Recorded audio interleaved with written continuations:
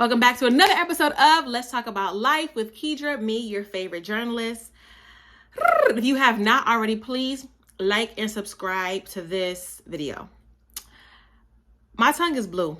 I went to a family friend's and she does not like she had these Jolly Ranchers and she was refilling her candy dish and she does not like the blue ones.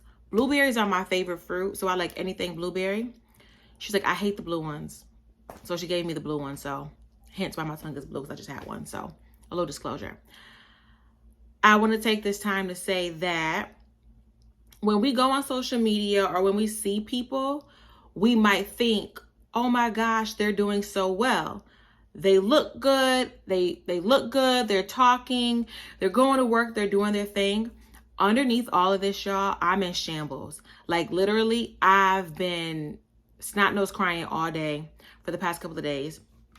I had a death in my family, a very tragic death in my family, and I'm devastated. There's no other word to describe it besides I'm devastated. I'm not okay. So you're probably like, well, why are you doing YouTube? That's silly. The reason that I'm doing YouTube is because I made a promise to myself that I would stay consistent. The person that passed away, I know that they will want me to stay consistent. I took the entire weekend to just literally do nothing,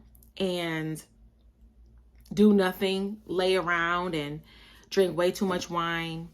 But now I'm like, okay, I have to focus and get back while still mourning. So it might look like all fun and giggles over here, but it's really not. Like I'm really going through it, and I'm just devastated. If you've ever lost someone that you really cared about, then you know, I keep using the word devastating, but you know how it feels, how traumatic it is, how scary it is. And that's just what I'm feeling right now. And I'm just trying to push through as well as I can. And in this moment, I'm pushing through. But once this camera goes off, it'll probably be a different ball game. So yeah, I just wanted to give that disclaimer. This week, actually a lot happened last week in the world, obviously my personal life, but also in the world. So we found Kate. If you saw last week's episode, you know we talked about Kate Middleton. Where was Kate? Everyone was talking about where this woman was. She posted a photo of herself and her kids. The photo was so badly done. I'll post right here again. If you look, you'll see like the AI fingers, that a lot of news outlets removed it because it was so poorly, like just photoshopped, and people had all kind of speculations. They were like, oh my gosh, William is cheating. She's cheating. She ran away. And unfortunately, she has cancer. And folks had already known that she went to the hospital back in January because she underwent abdominal surgery. So folks kind of already were aware of that. So some people even said, is she sick? There were so many conspiracy theories. And recently, so let me just give you the timeline. In January, she underwent planned abdominal surgery. I'm getting this news from Town and Country Mag. Everyone knew about that. The palace released a statement saying the surgery was successful. Then January 29th, she was discharged from the clinic to heal up. And it was also announced around that time that King Charles actually had cancer. Then fast forward. Sometimes in February, she starts having chemo treatment and the test discovered cancer. So it's just so interesting the way that, and then on March 22nd, she released a statement, a video. The surgery was successful. However, it was playing, sorry. So around, when did she release? Around March 22nd, that's when she released a video stating that she did have cancer. And it just raised interesting questions. It raised interesting questions around how the media in how people speculate. I think because of the royals and their history with how they have treated women, like, right, we think about Princess Diana and how she was treated and how they cover a lot of things up. They covered a lot of things up around Meghan Markle. So the public doesn't trust them. I don't really know how, I like to say across the pond, I wonder if they're more trustworthy of the royals than we are here over in America, because they aren't the creme de la creme for us. I think we're interested in them, but not in the same way they are over there. So I'm very interested in knowing how well they trust their own royals. But here, a lot of people were very distrustful because of, like I said, Princess Diana, the way that she was treated, Meghan Markle, the way that she was treated, and now Kate comes up missing based on their history and because of how they've handled these situations. It makes sense that people are speculating that there's some type of foul play going on. I read some articles that were like, this is blaming the public, saying, this is your fault that she was forced to create a video that she had to tell everyone before she probably wanted to about the sickness. And it's a strange world that we live in, right? Because when you are a public figure, then the public feels an obligation. The public feels as though they have a right to know what's going on with you at any given moment. So there's that on one hand. And on the other hand, it's like she's a person, she's a mom with a family, and she may not have been ready to tell everyone. But clearly she wasn't ready to tell everyone, because if she was, she would have done it before the media frenzy. It just raises interesting questions about how much information public figures should or should not even give us. What do I think? I think that at some point in time, I understand why they needed to give a statement. I hate that she felt forced in that moment because of all the backlash, but it 100% makes sense that she would have to give a statement at some point in time about her diagnosis.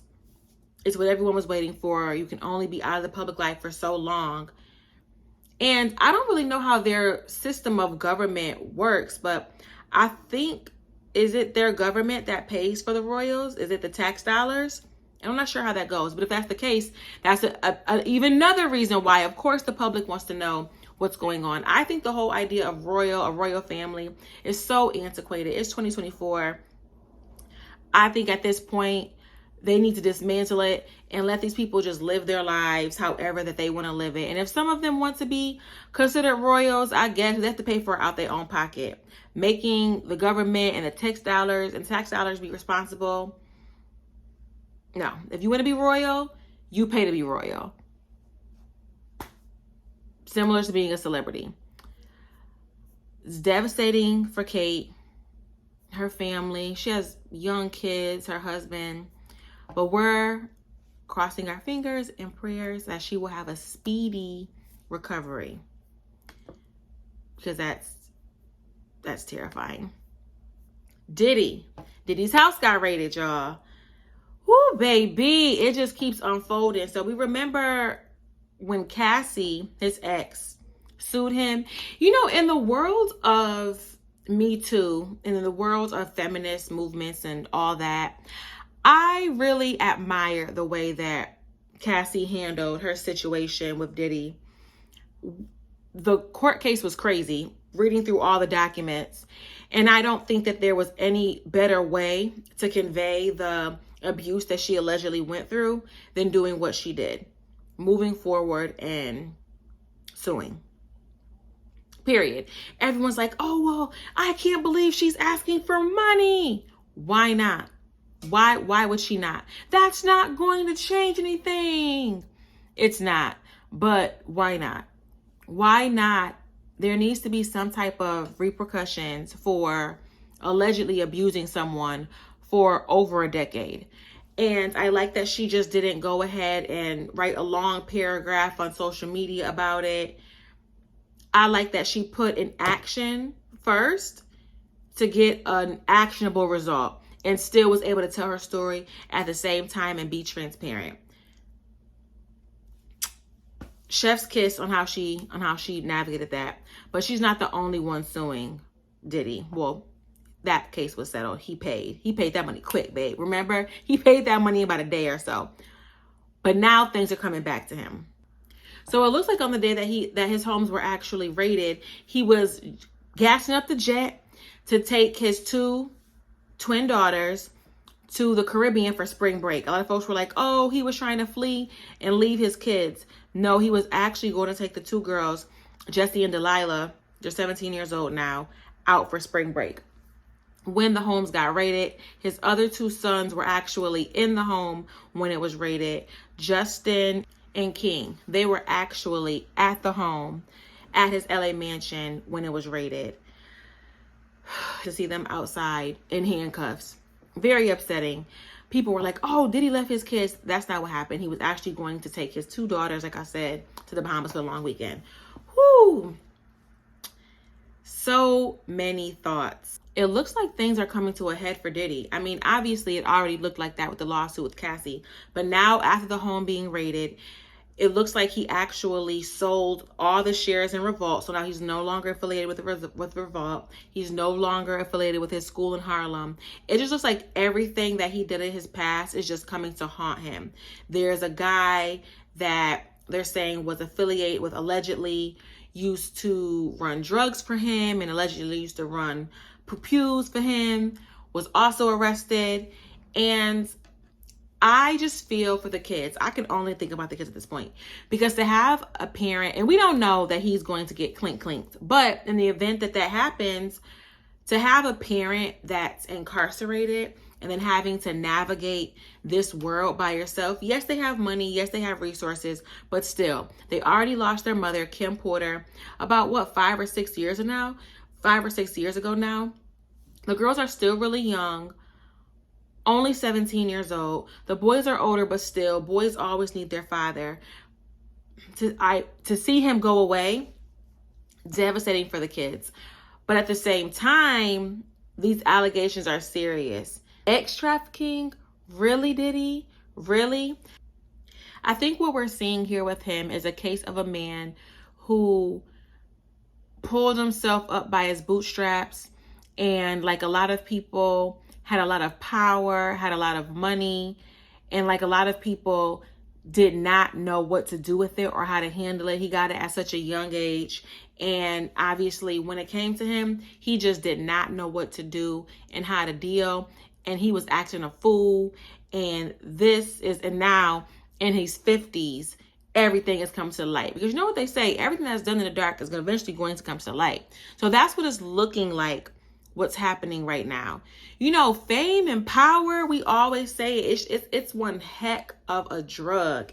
And it looks like if these allegations are true, what they're accusing him of, and a lot of people think that they are true, then he just lived recklessly and now things are just coming to roost. I think that's the saying. The eggs are coming to roost. Something's coming to roost, child. Y'all know what I'm trying to say. Something tells me there will be more to this story. It will continue to unfold. We'll keep talking about it. What do you guys think? Let me know in the comments. Did y'all see the Freaknik documentary?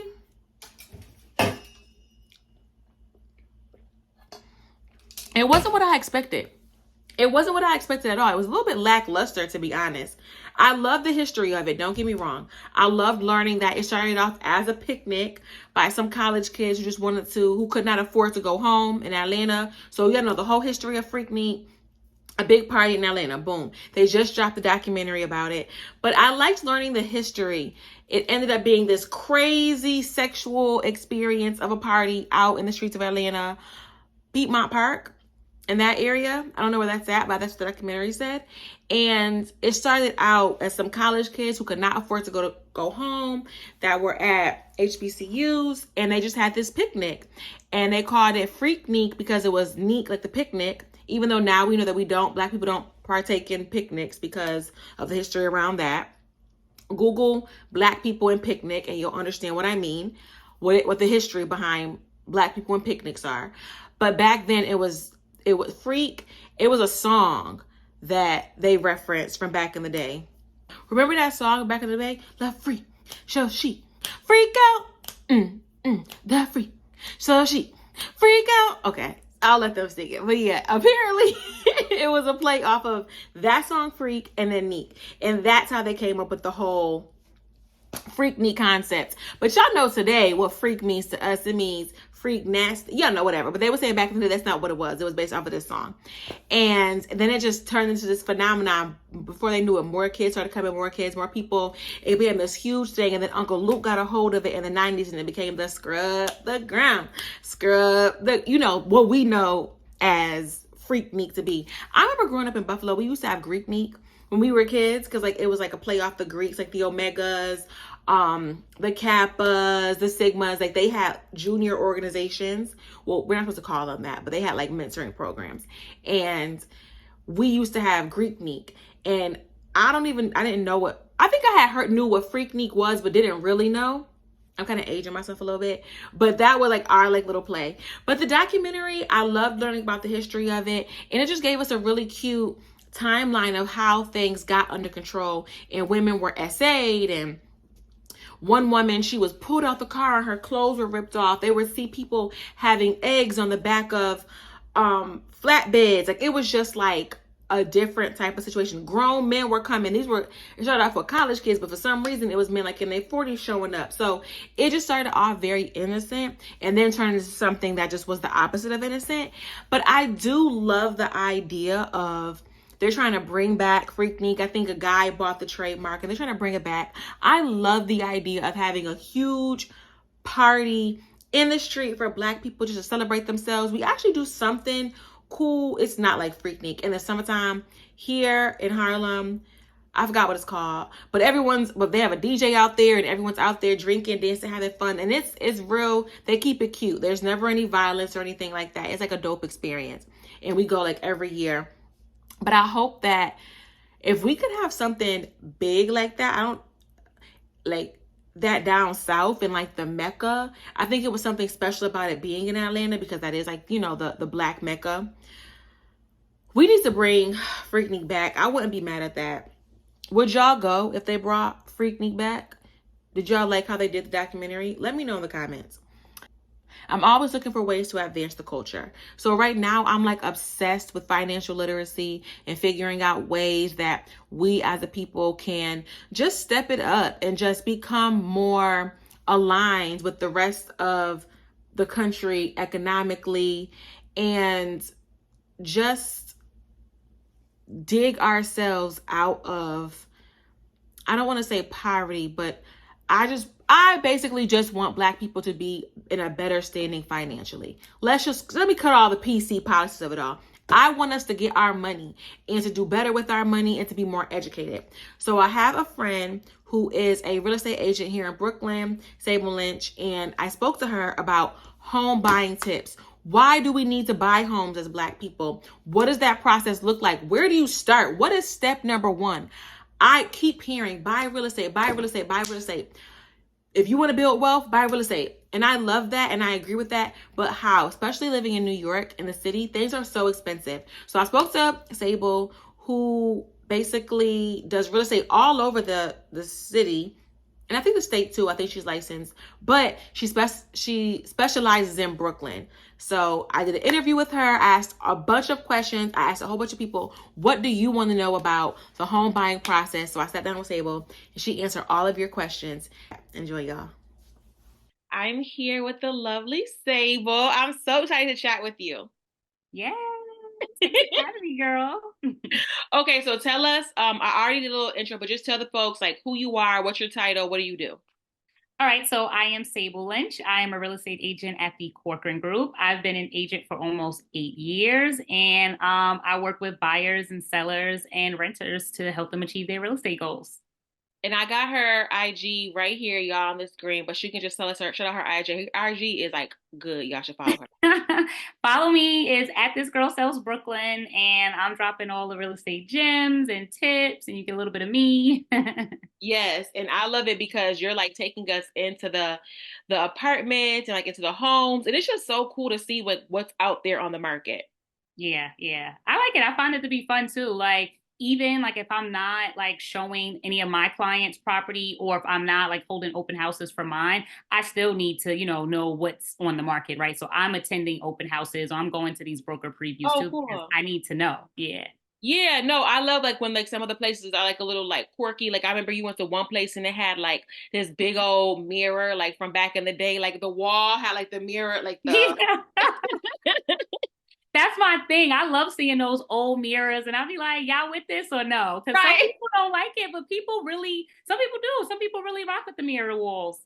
Yeah, I remember it used to be such a big thing back in the day, but I feel like I feel like I've seen it in some spaces where it made sense because in New York things can be small. So I'm like, okay, I can Hmm. see how this can make a space look bigger, but Yeah. besides that, that's all I got because it's kind of It reflects light, so it's nice to have them in certain spaces, but sometimes you don't need like a mirrored closet. Like it's just like it's given 70s, yeah. It's getting outdated. Okay. So everyone's always talking about real estate, buy a home, don't buy a home. You should buy a home, you should rent. Mhm. Obviously, this is your profession. So you want folks to buy a home.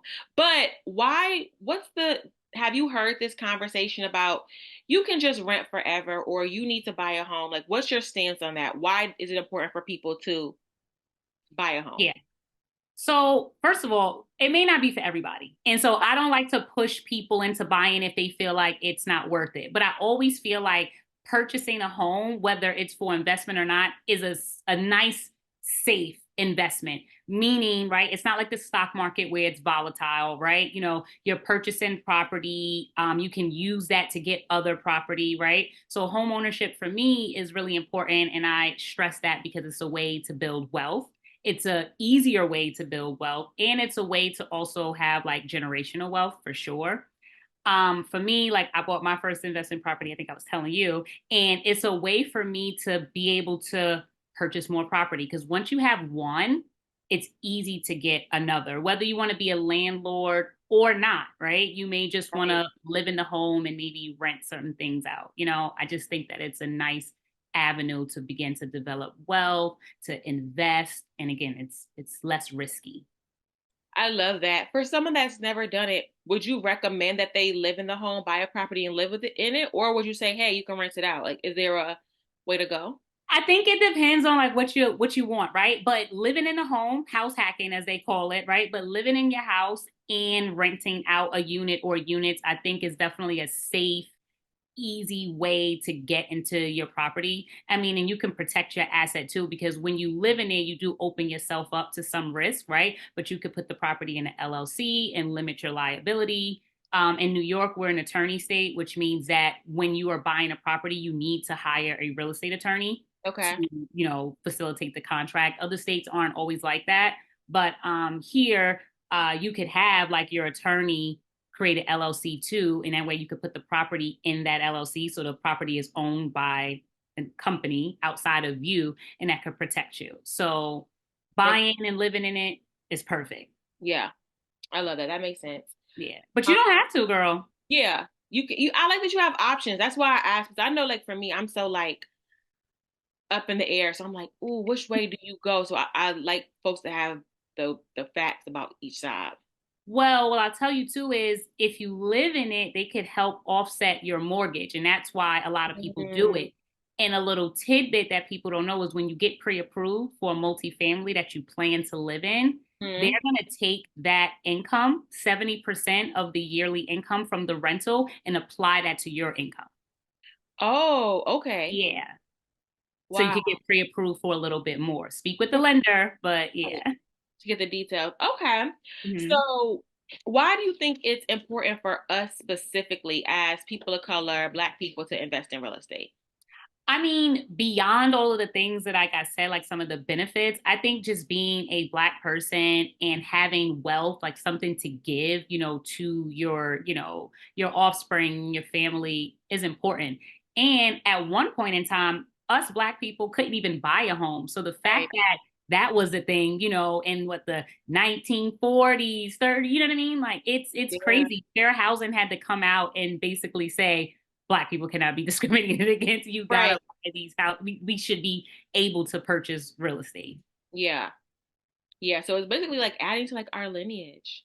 Yeah, yeah. And then why not? Everybody is into like stocks and stuff now. So why not profit? People are like doubling their money, tripling their money, when they purchase things. Some people are Yeah. flipping, some people are keeping it, buying and holding. And why not get a part of that? Yeah, get up in there. Mhm. Okay, so this is a really interesting question, I think, because of credit, right? So credit plays a part into your credit score plays a part into how much you'll be approved for your home. Mhm. Is that true? Okay. How It plays a part. a part? It's not Yeah. all part, but it plays a part. Mhm.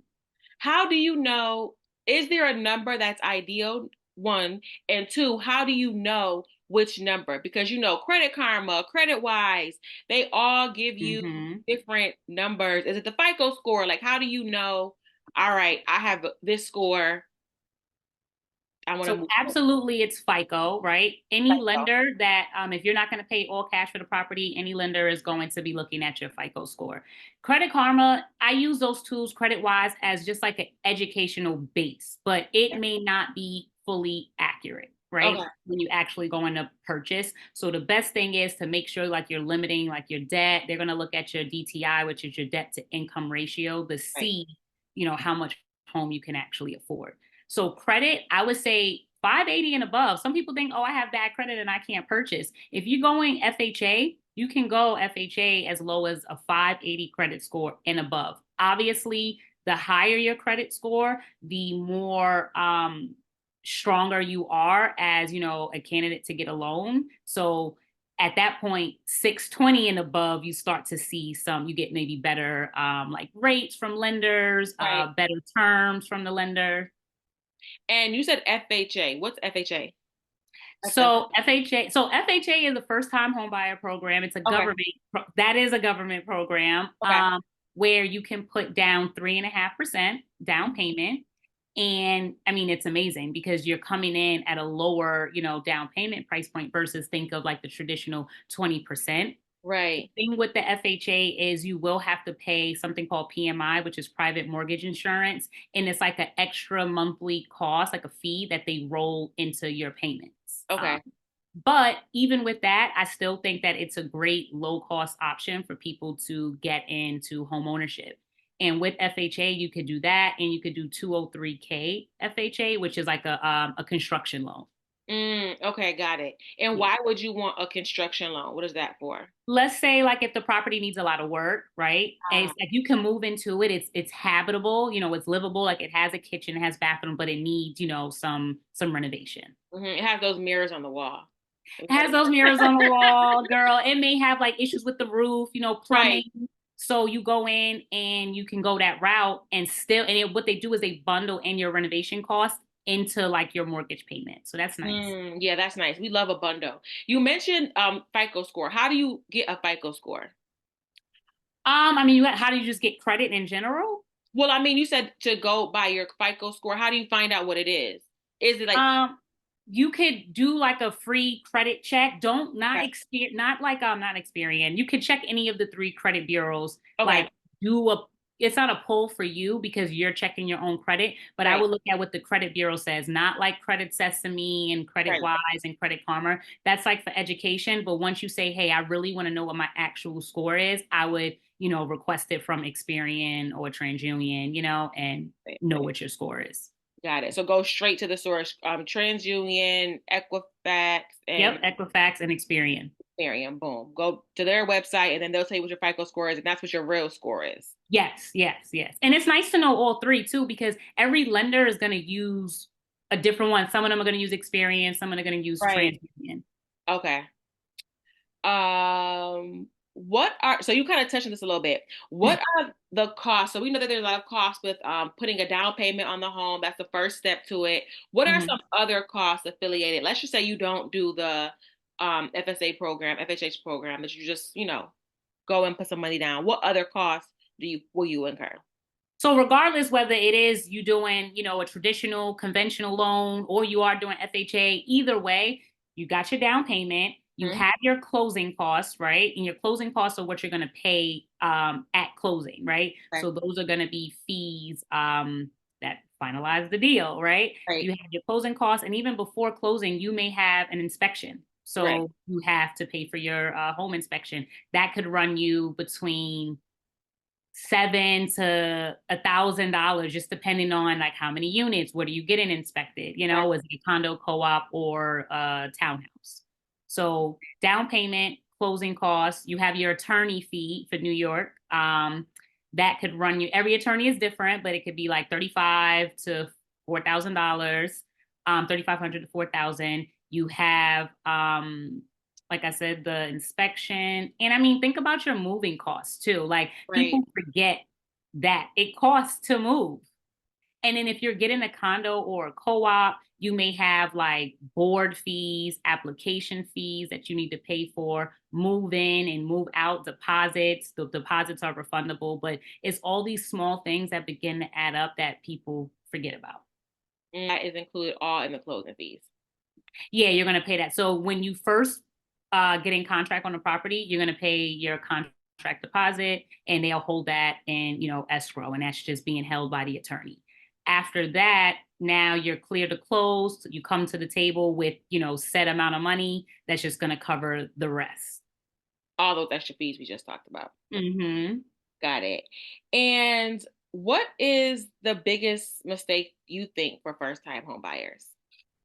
I mean, people be doing a lot sometimes, girl. But one of the biggest mistakes I see though is probably getting new credit inquiries while they're in the home buying process. So what I mean is, let's say you're pre-approved, you're in contract, right? You're in contract for this property, and then you decide to go out and like, oh, I'm going to finance a new car. I'm about to get another credit card. I'm about to, I don't know, get some furniture, and you're getting credit inquiries on your credit report. The day before, or like the day or two before you close, your lender is going to re-verify like your income, your assets, your credit right before closing. And if something has changed, you could put your loan at jeopardy and not be able to close. I've had this happen one time with one client. After we had our buyer's consultation, I told them, do not do anything with your credit. Just wait. Get the Right. new car as soon as you close. Get the furniture once you close. Like, don't Right. do anything. They decided to get like an Amex credit card, and they did something else with their credit. And girl, it changed the dynamic of their loan. And they were already like tight with their finances, So everything was like just making it. Their credit was like just strong enough. So they lost out. So did they not get the loan at all, or was They couldn't lower? get the loan. They couldn't qualify. Their credit had dropped. So I don't know how many times they had like ran it to potentially get different credit cards, but it was all in the middle of the home buying process. So number one mistake, do not open new trade lines. Do not have your credit ran at all while you're in a home buying process. Wow. Okay. Yes. That's devastating. It is. I would like it myself. And then how long do you think you would need to wait to try the process again? I mean, that depends on that person. I'm not a credit, expert, but I would say depending on like where your score is at and like how low it had dropped, they were really straddling the line. Their Yeah. credit wasn't strong to begin with. So I would say maybe a couple of months, like Right. 6 months or so, pay down some debt to get that score up and don't open any inquiries. Got it. Dang, yeah, I would kick myself. I'd be so mad. Like Yes, in for your too. mind, you had already picked out like the furniture, how you were gonna decorate that, and whoo, They had already paid for the inspection, like we were in the process. So it really was unfortunate for them. ooh, okay. Girl. So resources, you talked about some a first time home buyers program. What are some other resources folks can take advantage of? So other than the first time home buyers program, which I love, there are other loans. Like everybody thinks that they're just limited to having to put 20% down, which could be a hefty down payment, right? But you don't necessarily have to go FHA. You don't have to go conventional. There are a lot of people who are self-employed, for example, where they have like non-traditional income. So there's like, check with the lenders, right? But there's like stated income loans, or like there's loans that just based on like your bank statements. Right. So like you could do like 12 months of bank statements, and it can use that to pre-qualify you. So that's really good if you're like a freelancer, Right. Yeah, they can use that and pre-qualify you for a property. Now, sometimes the down payment for that could be a little bit higher, Mm-hmm. but if you have the cash, but you just wouldn't qualify traditionally, it could be a really good option. Got it. And So are that's there, traditional loans. I know that I've seen, like we kind of mentioned earlier about loans affiliated with if you know that your property is going to need a lot of work. Are there Mm-hmm. any type of funding like around that aside that could maybe be helpful, like a grant or something that you can apply for? So I don't know of any grants, but like outside of that 203K loan that I was telling you, where you can still Mm. put the 3.5% down. I mean, I know a lot of investors who might even consider it's non-traditional, but like hard money. So basically, these are like private lenders, right, who will give you funds, the cash up front to buy the house. A lot of people who are like flipping homes will do it. Got it. And you could refi out of, the hard money. Usually the down payment is like 20, really 30%. Okay. But like I said, if you're going in with someone or you are very liquid and you just need, an influx of cash, these private lenders will front you the money basically at a higher interest rate, of Right. course, but you need the funds. This is going to be something where you're not holding for a long period of time. And I know Yeah. every state is different. So what some keywords that you would throw out to throw into Google to find out some of these programs in your own state? So other like government programs, NACA, I know is one, right, where they assist with your down payment. So that's NACA. They'll assist with down payment. They'll provide you with a real estate agent. You could also find your own, and they will also like help with closing costs.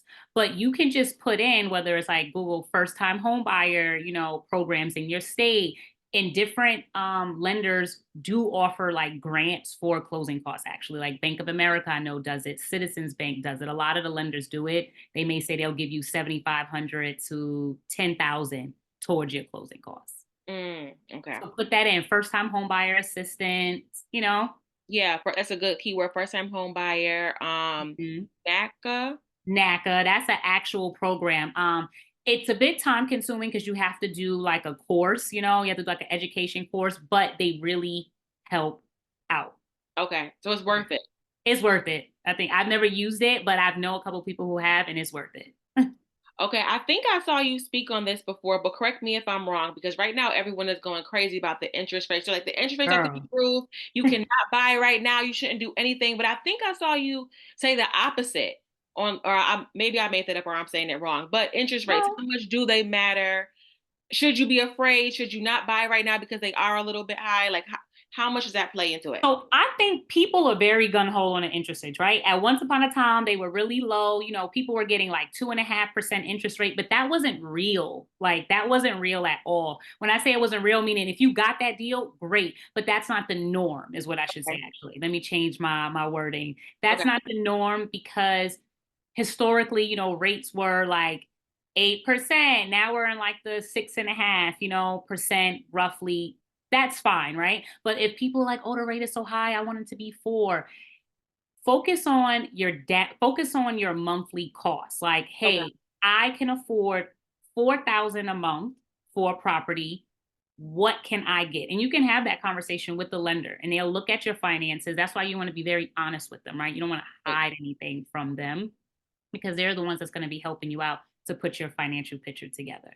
So for Right. me, I say don't wait. Why? Because everyone's like, oh, I want to wait till the interest rates drop down.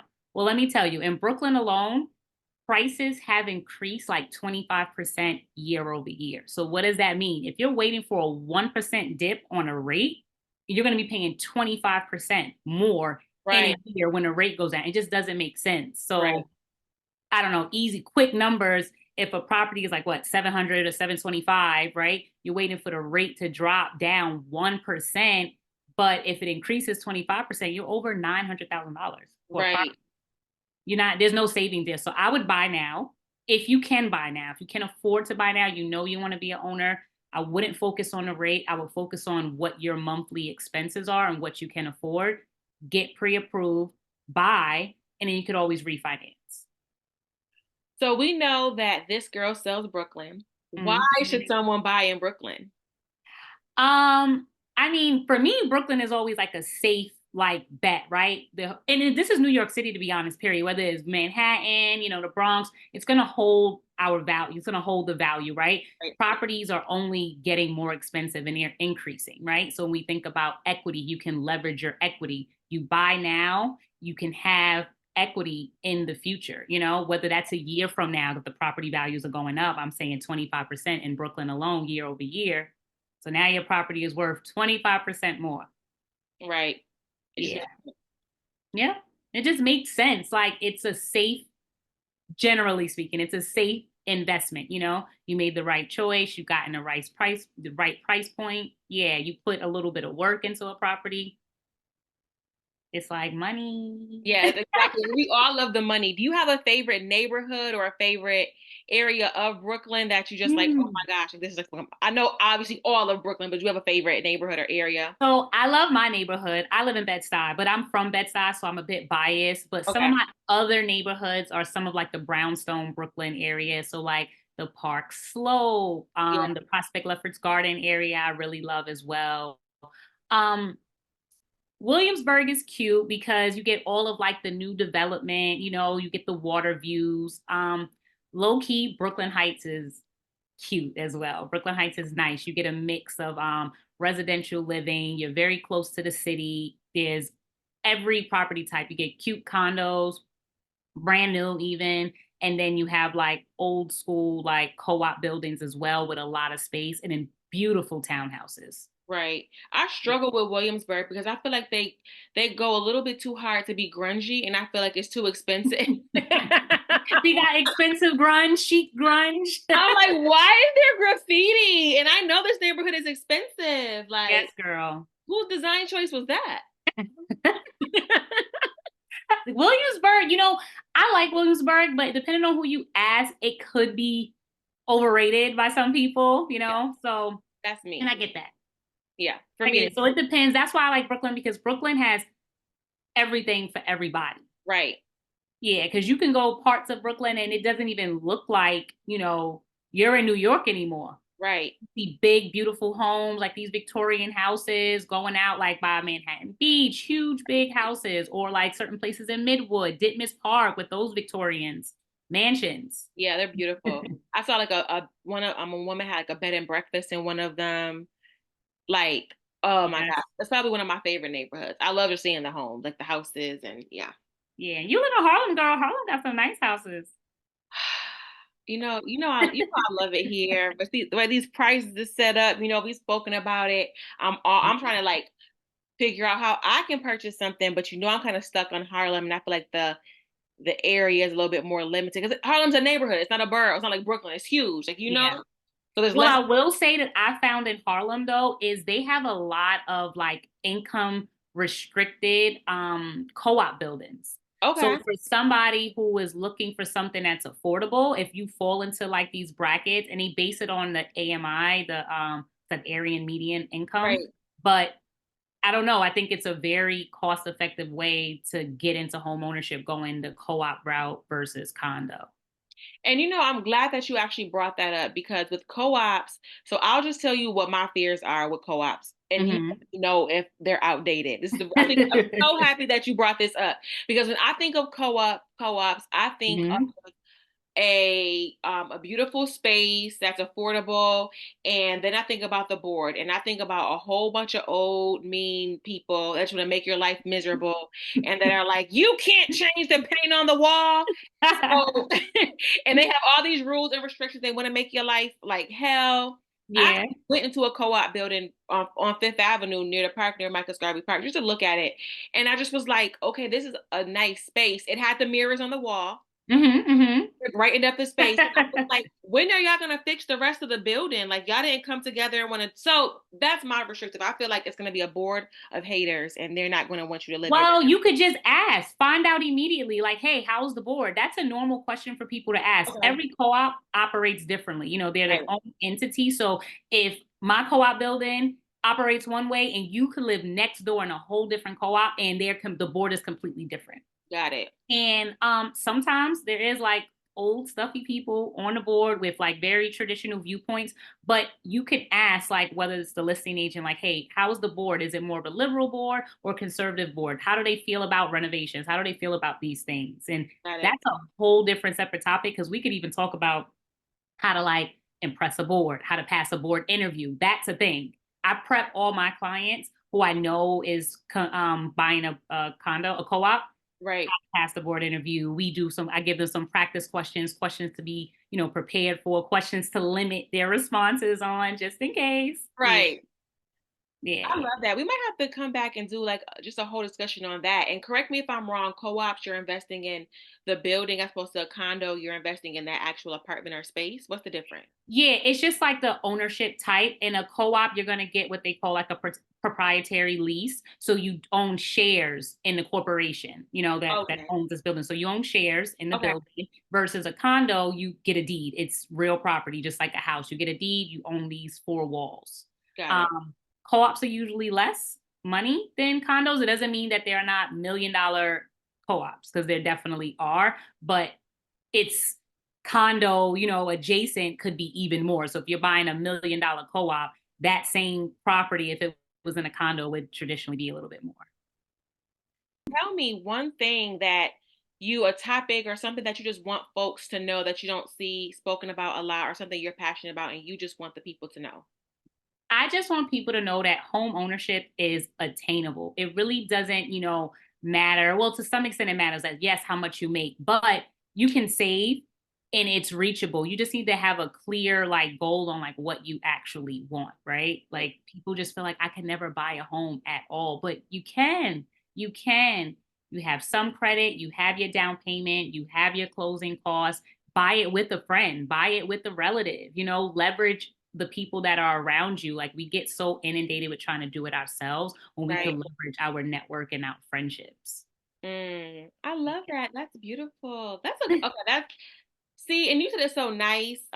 Think about it with your friend and with your relative, and sometimes like, that can get you messy. Can't always look, you can't do business with everybody, right? But like if somebody has good credit and somebody's like, oh, I had a client, real quick, I'll tell you a story. She made like 75,000 and her mom made 75,000. So here we are at 150,000. They bought a house for like 650,000.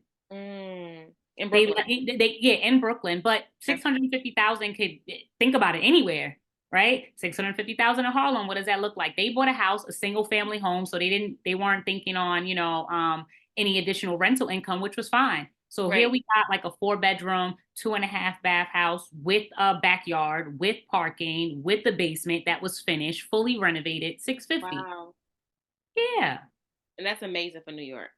That's amazing for New York. Exactly. Because the way everything I see and the way my taste is like, oh, I'm like, oh my gosh, this home is beautiful. 1.2, nothing crazy, 1.4, when I'm looking at what I want, and I'm like, oh, that's not even bad. Like,